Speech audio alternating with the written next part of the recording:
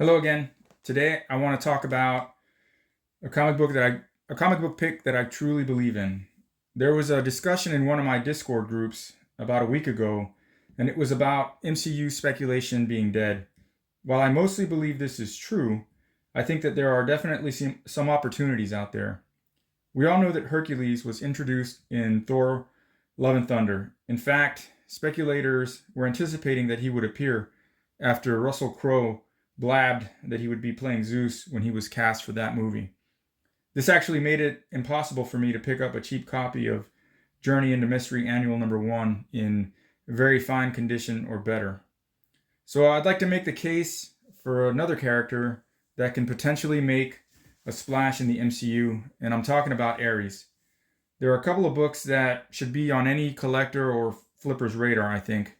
First is Thor number 129, and I think this book has so many things going for it. This book's a no-brainer to me. Just like Journey into Mystery Annual Number 1, I felt that this book has long been undervalued.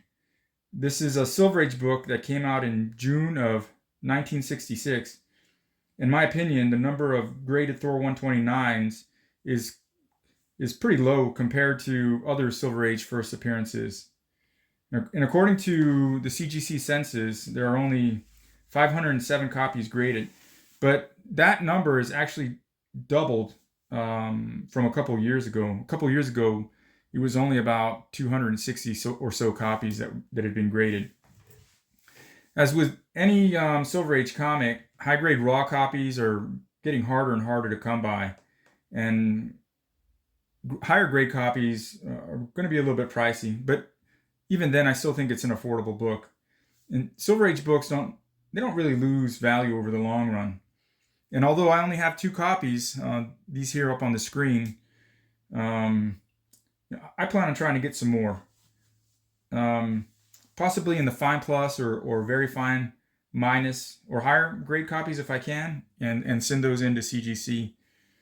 The biggest drawback for this book, in my opinion, is that ARES really isn't on the cover, and collectors really go after first appearances with the character being on the cover itself.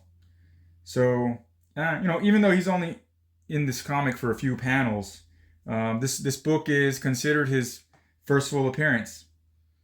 And so the next book I'd like to talk about is the book on the right, and that's ARES number 1 from 2006. This book, I think, was highlighted either on the CBSI page or even Key Collector or both. And I think it was sometime last year. But it was most likely after Thor Love and Thunder was released in theaters. Now, I had already been picking up copies, but I did get a bit worried when I saw that it had been highlighted because I still wanted to pick up some more copies. But the good news is that even after it received a highlight from those two sources, it never took off, and there was no real increase in price or demand. I looked up a couple of things on this book. From ARES' debut in 1966 up until 2006, when ARES number 1 was published, he was hardly ever used as a character. And when I checked the Marvel Wiki page, he had mostly sporadic appearances and no noteworthy appearances or even cover appearances that I could find. And I don't think there were any really significant storylines that he was associated with either. So the so what of this book is that this comic, the ARES number 1, is the comic that brought Marvel's version of the Greek god of war into the spotlight. He would go on to have a significant part or role in the Dark Avengers and the Dark Reign storylines, but he was ultimately destroyed by the Sentry. However, he has since returned to comics, and most recently in a couple of issues of the current Punisher comic/storyline. Anyway, I think this book is a fantastic pickup with lots of potential. And the cover is beautiful, really. Shows ARES just stoically standing over a battlefield, and the colors really make this comic pop. And this comic also features, although not noted on the label, features the first appearance of ARES' son Alexander. I believe he later goes on to become Phobos, the god of fear. So according to Comicron, this comic only had just over 20,500 copies. And the CGC census shows that there are only a total of 7 graded copies and 3 in a 9.8.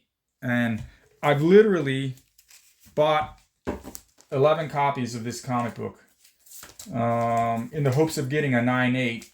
And throughout this entire time, the only copy to get the 9.8, or the only copy I felt was worthy to send in, is the one that's displayed here. And so with that being said, since I believe in this comic so much, there was a seller that had some copies up for sale with a best offer option. So I took another shot.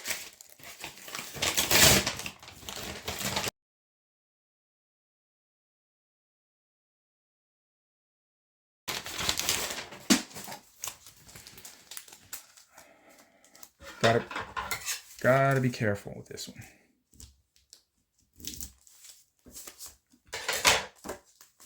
Oh, don't want to rat anybody out just yet.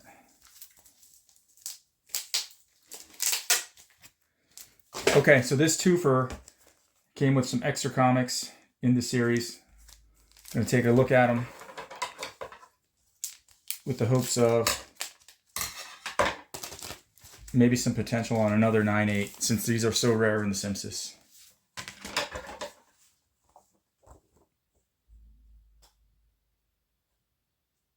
Okay. These are notoriously tough on the back because of the black cover. Wow. With the pressing, these might have a shot. Okay. Looks like I have a couple of candidates. Yeah, I'm pretty happy about these. So one of the OGs in the Google Plus days used to use the Wayne Gretzky line, skate to where the puck will be. And he also said to trust in your speculation picks. Yeah, so I've been picking up comic books. I've been to a lot of comic shops in the US and Europe. And out of all my copies, only one was found in the wild.